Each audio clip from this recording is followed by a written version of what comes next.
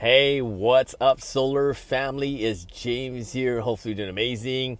And in this video, I want to go over what is the best red line out there, right? And I know this one is a hot topic, especially if you already are in solar. So if you don't know what a red line is, make sure you check out my other video about red lines. But again, all of us in this industry is always striving for the lowest red line. And ideally, I wanted to sketch this out on my dry erase board, but unfortunately, I'm in between offices right now, right? So I'm charging my card. I'm like, you know what? Somebody has to hear this message about red lines and what's a good red line. Let me go ahead and do so and make this video for you. And maybe in the future, I'll sketch this all out for you. But before I dive into it, if you want to get in solar, or maybe you already are in solar and you want to learn how to sell solar virtually, or maybe you're a roofing or HVAC contractor that wants to add solar in your book of business, make sure you book your free solar strategy call. It's going to be a pop-up right above this video. So let me go ahead and dive right into it.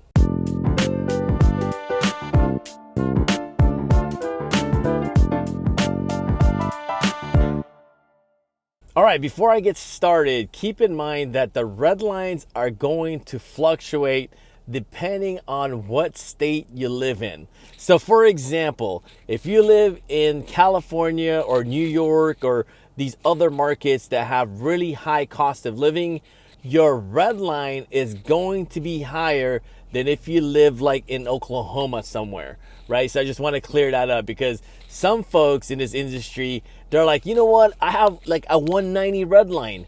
And what, you have a $2.80 or $3 red line, but they don't quite understand that where you live and the cost of living to live in your state is going to dictate whether or not you have a higher red line or a lower red line than somebody else. But before I dive into the nitty gritty, it's not always about getting the lowest red line, right? But you're probably saying like, well, James, you know what? You made all these other videos and you're always talking about like, you know, we need to get the biggest commission as possible. And obviously Redline is going to dictate that. And I agree with you. But if you're just searching for the lowest red line and that's what's important to you, you're definitely going to be losing a lot of money in the future. So what I mean by this is, if you find a solar company that has 4.5 stars or 5-star rating on Yelp, on Google, and they have hundreds of raving homeowners, that company can demand a higher red line. And also, if that company has tier 1 solar panels, or maybe their warranty is above and beyond the manufacturer's warranty or their workmanship warranty, then that also is going to demand a higher red line. And a few weeks ago, I had Jake Hess in our 5-day boot camp, and he broke down the red line, which I never really thought about before. And what he said was, instead of negotiating down for your red line, negotiate up. And I'm like, what do you mean by that, right? Ideally, we want the best red line.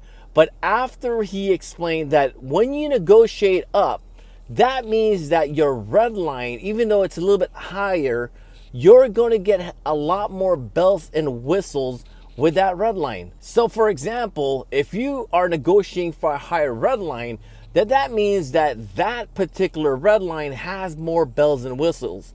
It has a higher warranty. Maybe it has a 30-year warranty instead of a 25-year manufacturer, module warranty.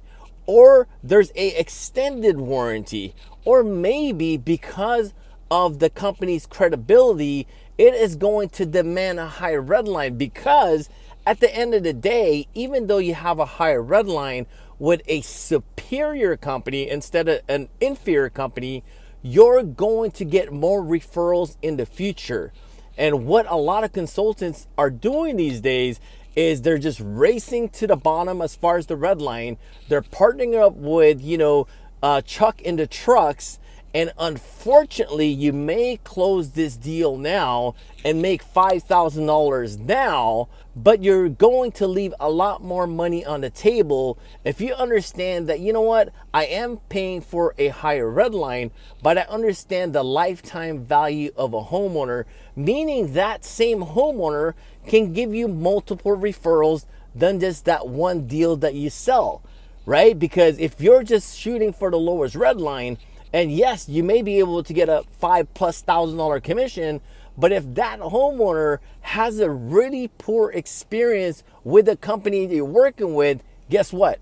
That homeowner isn't going to give you any referrals. And if you really understand the solar business, 30+% of your business should be coming from referrals.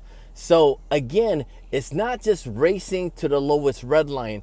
Make sure that you find the right red line for you and your state, so there's a lot more value within that red line, right? So hopefully that made sense. And I know you probably wanted to see the actual numbers, right? Like in California, it should be this. In Texas, it should be this.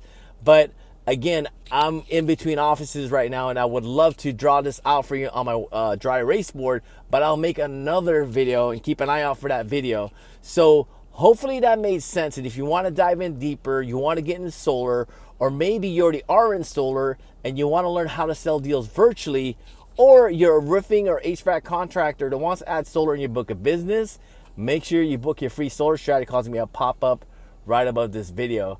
Other than that, have an amazing day. Goodbye for now. Peace.